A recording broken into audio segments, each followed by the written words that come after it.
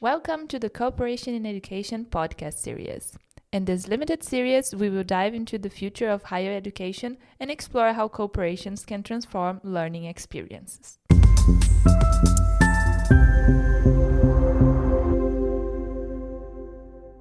This podcast series is part of the Cooperation in Education Knowledge Gateway project, in short, the CIE Gateway project.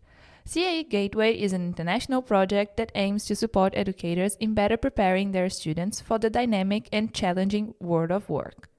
We do that by 1. Encouraging multidisciplinary and external collaborations, 2.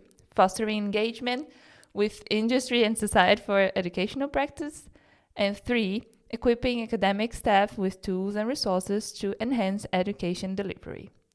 The CIE Gateway project unites partners from 4 countries across Europe: IMTBS from France, TAFH Münster from Germany, UIN for the Netherlands, and Young from Finland.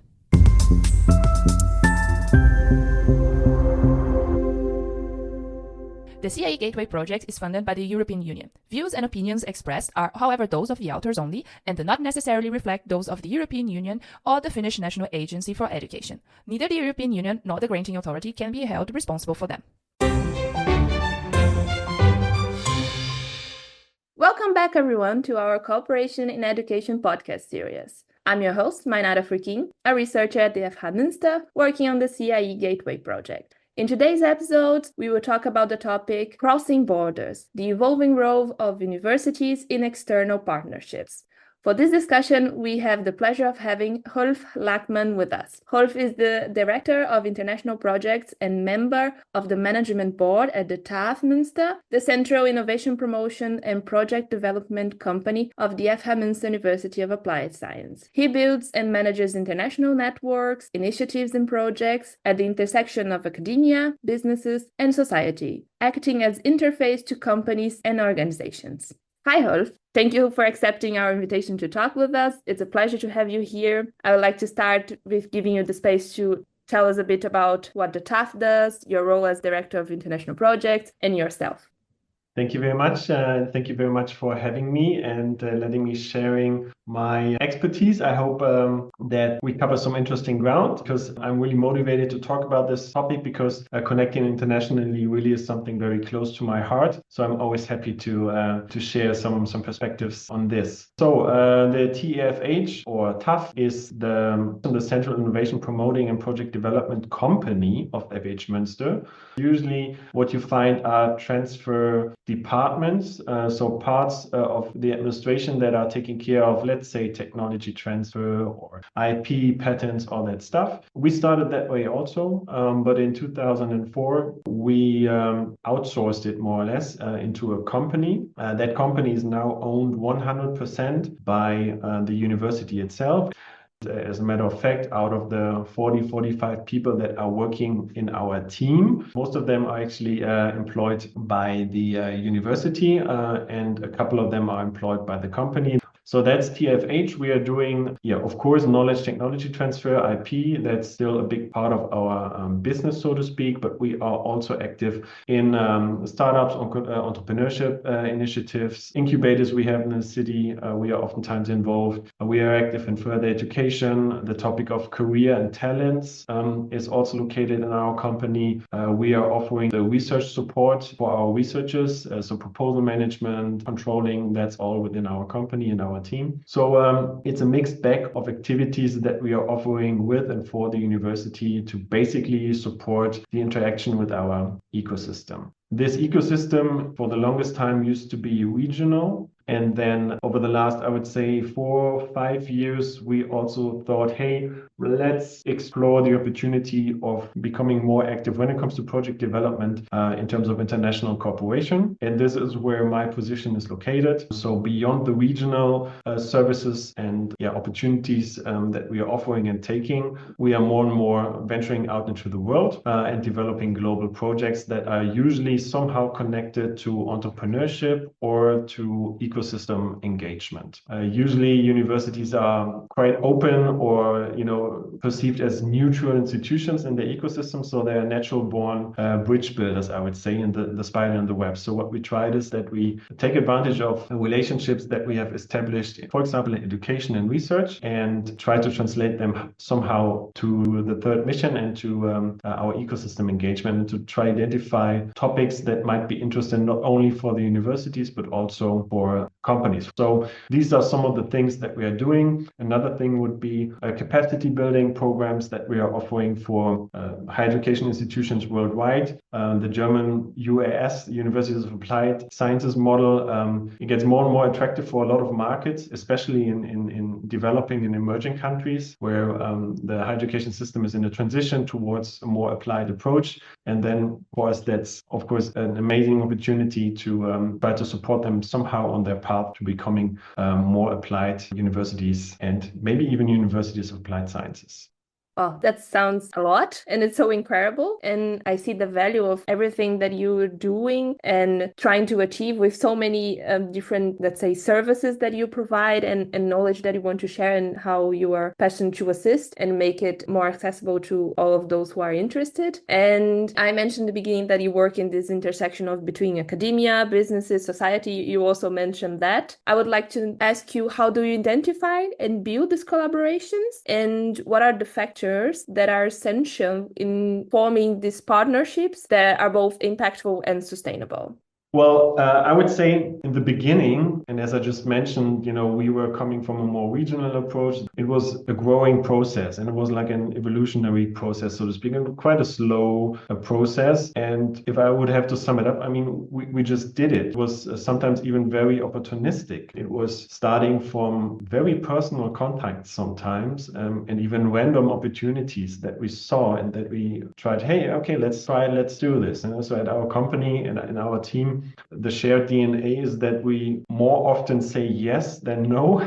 Usually when we see an opportunity, we say, hey, well, let's try this. So it was very opportunistic. We just did it, basically. I would argue that for us in our team, when it comes to international cooperation, it's less about institutional cooperation, but more about, people and friends. It's really oftentimes personal contacts. And of course, we are not opposed to contracts or institutional agreements, but that's usually not something that we strive for. We are more looking for, more specific and more personal contacts. So for example, in the beginning, I was oftentimes quite sad when an international colleague would quit at an institution, because I just built up a connection with like a colleague, let's say in Chile, and then he or she left. Then I was thinking, wow, that's sad, because, I would really like to continue working with them. But in the end, it turned out to be not relevant, because since the contact was not institutional but personal, that was actually a very big opportunity for us. And quite the opposite happened, because by having people change employers, the chance for us is that if you stay in touch with them, they will open up and unlock a new institution for them. And so now our networks, because we tend to make more personal connections, and we often use this term of like having like an international family, even though the family more or less remains the same, the institutions that are involved are growing and growing, and because people are changing institutions, but the personal relationships remain. And this is something I had to learn, that this is not a bad thing, but it's much more like an opportunity for us. If you stay in touch, that you unlock more and more. So you need the institutions, but you only get the institutions if you have established trust, and this trust is established in a personal relationship. So that's a big opportunity for us. But of course, I get the question quite a lot. How do you do it? How do you build up a network? How do you do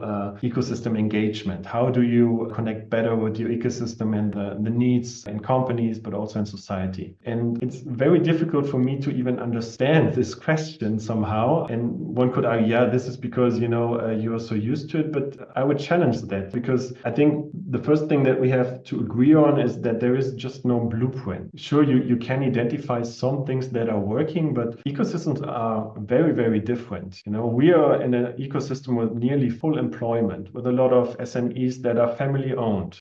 They oftentimes are not thinking in revenue, but for them it's more about passing on their heritage to future generations. And if you are then living, I don't know, in Ethiopia, and you don't have have this structure, our systems and our models just don't work there. So that's the first thing I would argue, is that there sadly is no real blueprint, at least in my experience. So for me, collaboration within the third mission and the quintuple helix for that matter is as its core a very simple and human interaction. I mean, I think people tend to maybe even overthink this a lot. For me, it's basic human interaction, So if you are not struggling talking, I don't know, to a stranger in a pub or at the bus stop, you shouldn't really be too afraid of applying this very normal human interaction to your professional life. In the end, people will only believe you if you are authentic and true to yourself. And if there is one common challenge I hear a lot all over the world, then it's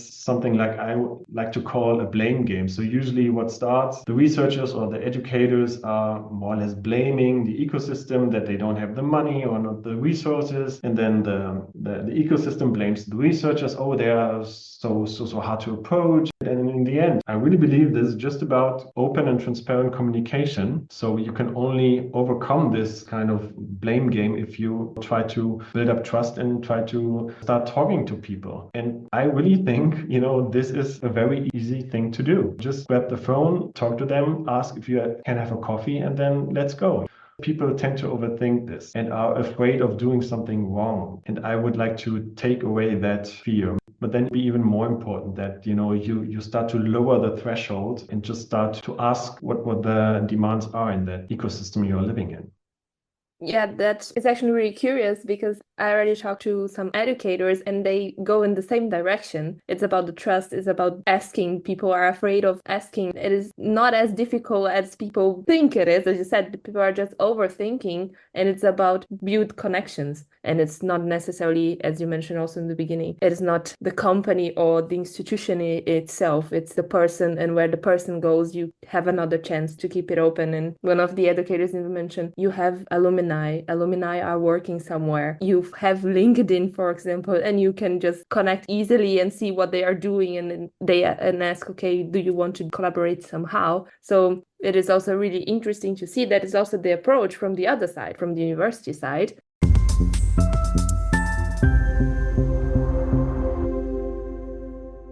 And actually, that's where I would like to hear more from what you could share with us about what is the role that you believe universities have in fostering these connections between, then in this case specifically, between educators and external partners like companies, society, or any type. Is there anything else from the university side that could help the educators to encourage them and incentivize, motivate, support, also most importantly, to pursue these collaborations? Because that's also something we usually hear the educator does not have the support from the university side. How do you see it, and what do you say we could do here? I think we touched upon this also in the previous questions. I really think and I really believe that HEIs, and especially universities of applied sciences, are natural born bridges within or even between ecosystems.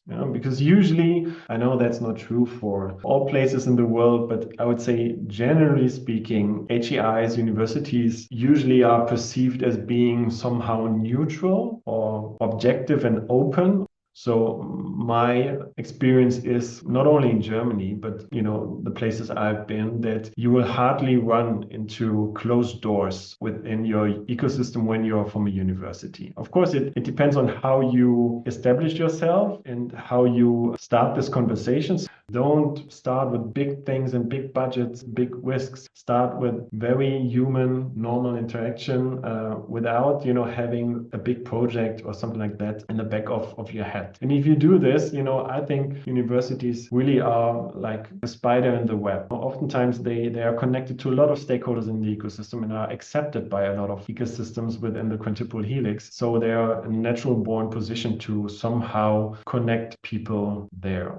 And then, of course, the story depends on what your ecosystem looks like. I just also mentioned that especially universities of applied sciences might be in a better position because we see professors also not only as professors, but also they are oftentimes key account managers. It's them that are oftentimes have the personal contacts and they have established the trust. It's not trust between FH Münster and a company, coming back to what I've said earlier, it's trust between people. So our professors, if you see them as key account managers more or less, we have a big advantage because they have to have worked in practice for 3 or 5 years. Otherwise, they can't become a professor at a University of Applied Sciences. And this obviously helps because it's a mindset thing. They come with a different mindset, they come with a different motivation, but they also oftentimes come with an established network. Obviously, this helps a lot. And then something you have mentioned also is our students, our alumni. I mean, who could be the better ambassadors in our ecosystem than the people that we have educated? But I don't know about the listeners, but in our case, most of them actually also want to stay in the region, and our region needs them because in most of the branches we have more or less full employment. So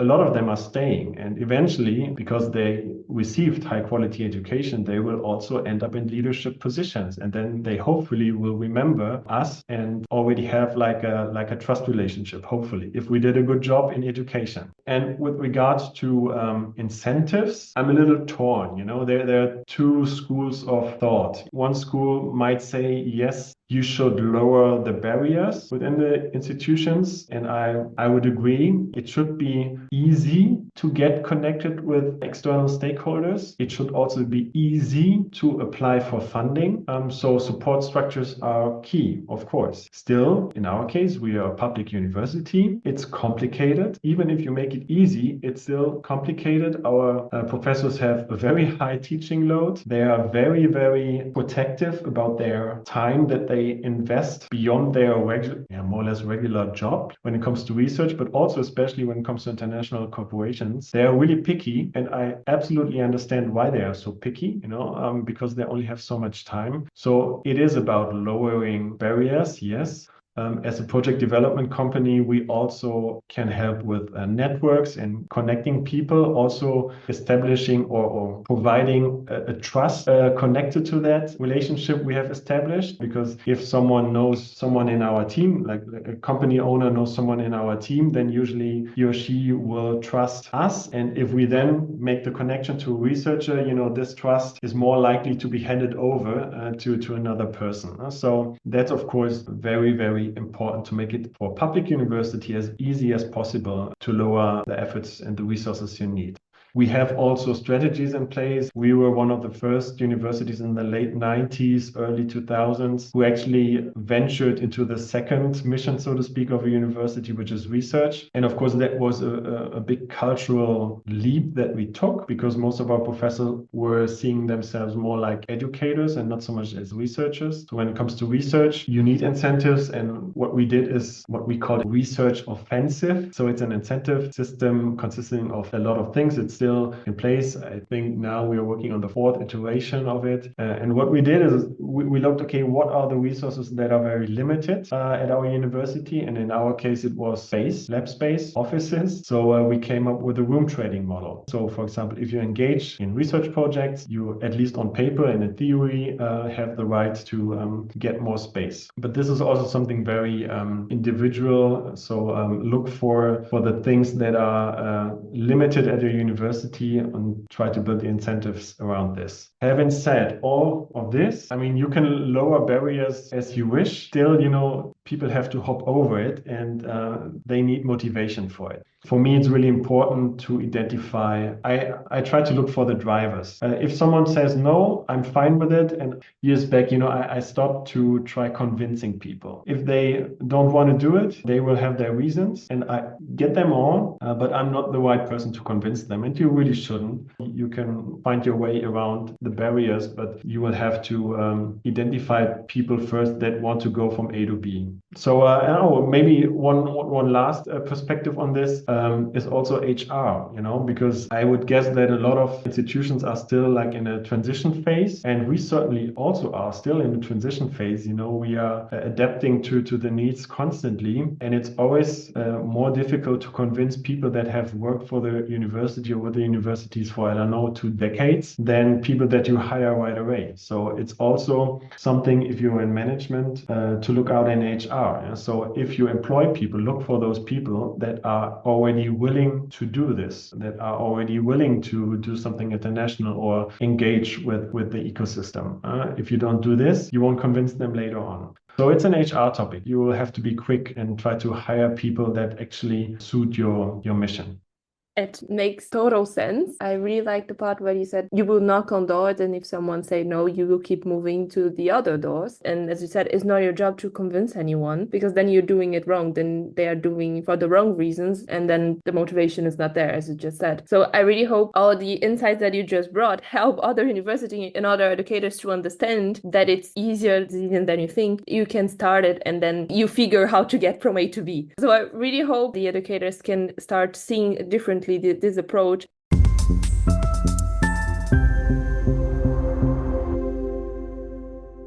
And you already touched upon a bit of how it has evolved since the foundation. And as you just mentioned, in the early 2000s was like this, and now it's changing again. But specifically in projects, how have you seen the implementation evolving in higher education?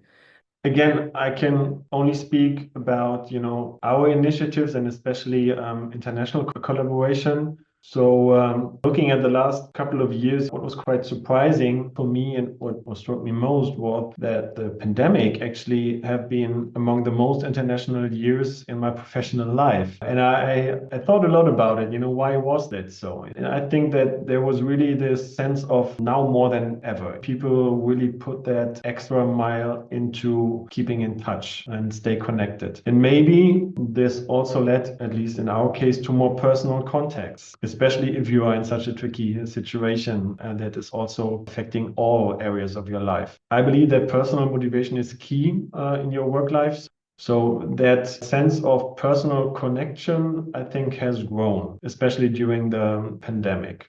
If we now take like a step back or go into a higher altitude, so to speak, I'd say on policy level and looking at funding programs, my impression is that they are more and more focusing on societal impact, which is a very good thing. Of course, it suits our mission as a University of Applied Sciences, but there's more to it. I mean, especially given the current worldwide political trends, which are reflecting how people really think. And I think in these times, it's even more important to focus on that societal impact. And I see this happening also in funding programs. They are asking for it. And I would assume that it will grow even more because we as academic community have to become way, way better in showing and proving to people that what we are doing here in our little bubble actually matters and creates benefits, and not blurry ones on a meta level, very specific benefits for everyone.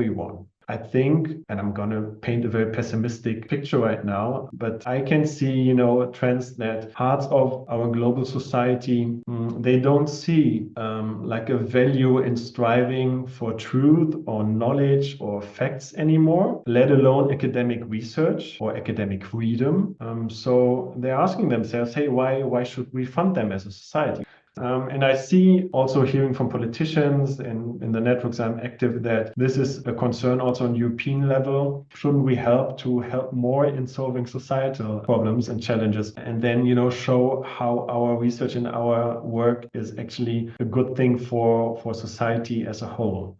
And maybe then the last take on it, of course, you can do this in your regional ecosystems or very regionally on a national level. But I think especially in Europe, it makes sense to do this with your international partners. And also, if you think about students and being in a classroom, I think that international perspective also will always help. And I truly believe that if you connect people, if you especially connect young people across the globe in whatever formats you can think of, and you expose expose them to other realities on our planet. So if you connect them, I think it's less likely that they end up becoming jerks. I think it's good for their personal development. Of course, this doesn't happen automatically, but it's a big part of personal development. And I don't mean that they have to travel the world. There's also internationalization at home. Connect people internationally will help to open up their minds.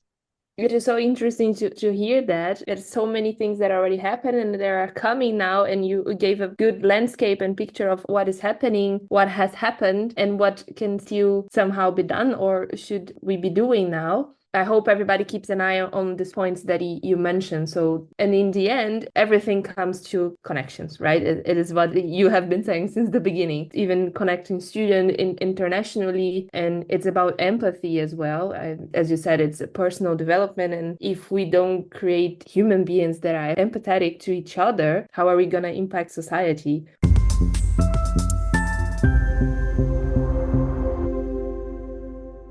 And before we close up, I would like to give you the space if you want to give any other advice to educators who are beginning to explore these external collaborations, or anything that you would like to give a hint, starting points you could recommend, anything else you would like to add before we close up. I will sound very repetitive here, but again, I will have to come back to don't overthink it, just do it. It is not complicated. It's just talking to people.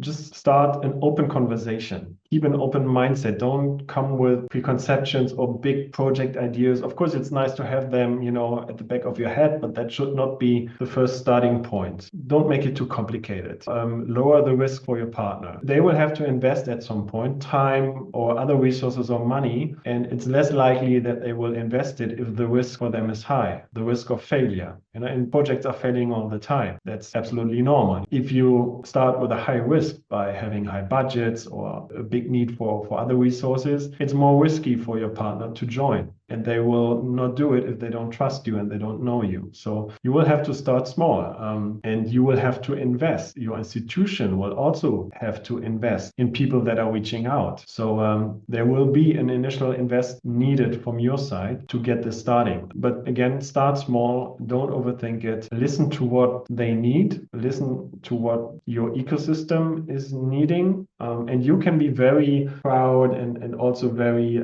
confident about what you are capable of doing. But I think it's always helpful in a conversation to listen to your partner first and then try to connect your expertise on that, then the other way around. There will be plenty of opportunities if you talk to them to connect, especially as a university, to challenges you will find in your ecosystem. You will have more options to connect than you think. Try to identify these challenges and where the pain is, so to speak, in your ecosystem.